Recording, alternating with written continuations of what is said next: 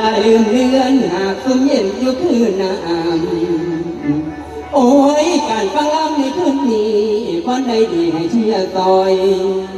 ยาสิไหลลืมปล่อยคอยแรงใจที่ลากับท่าท่านลำเองเบิ่งจนว่าซอดแจงแก้มแข็งจังเมื่อนอนฟังบทก่อนจนทอนฝาน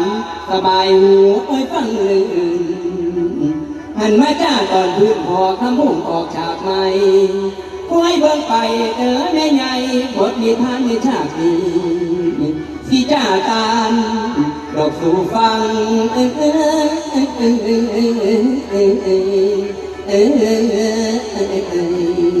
นี่น้องสมมุติน้ำตามทองเพียงที่คำพูเมียว่าสบายดีครับบุญซืนเป็นเมียเกิดว่าผัวไม่หนีกูมึงยังได้บายจะข่อยรักเก่าเรื่องเศร้าบุญพาพิสอนลูกไส้ใหญ่มีพ่อมีครัวอุดมสมบูรณ์ลูกสะใภ้กับลูกฟังเรื่องนี้ที่ว่าพุ่มขันอันนั้น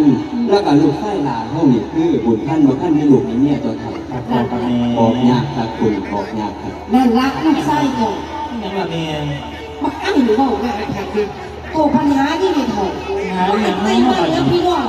บ้านเราที่ทุ่งพันสาบาเปิดปากทราบมาจะได้แบบนี้ไปสูงไปซักไปรักเกินตัวไปมาคนที่เขาเงยกลัวจะหวงป้าเราก็จะได้ดอกฟ้ามาเด็ดดอกดูกี่คำนี้กี่ทีลูกอีเมียไหนถึงแค่ตาสมบูรณ์เนี่ยลูกเนี่ยเขาไม่ได้บ่โอ้ยจะหน่อยกันแม่เราเศร้าจะมีนี่เป็นต้นไปผู้ว่าจังสันแบบนี้แม่บอกมาพ่อบอกมาผมเกิดมาเป็นลูกเจ้าพ่อกับแม่ทั้งสองคอยตลอดเพียงหักแม่นบอกเครื่องพ่อน้อยบอกเคยมีคำปล่อยแล้วบัดนี้ก็คือว่าลูกขอตอบบิดาลูกขอตอบพันดาว่าหักนั้นจริงแท้